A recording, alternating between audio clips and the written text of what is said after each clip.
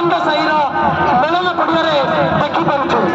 ମା ମାନେ ହୁଳହୁଳି ଦିଅନ୍ତୁ, ଭାଇମାନେ ହରିବୋଲ କରନ୍ତୁ। ହରିବୋଲ, ହରିବୋଲ, ହରିବୋଲ।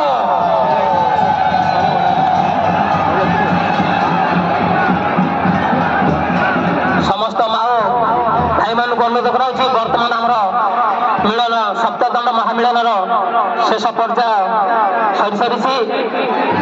ବର୍ତ୍ତମାନ ସେ ଭିତରକୁ କେହି କଏନ ଟଙ୍କା ଫୋପାଡ଼ନ୍ତୁ ନାହିଁ।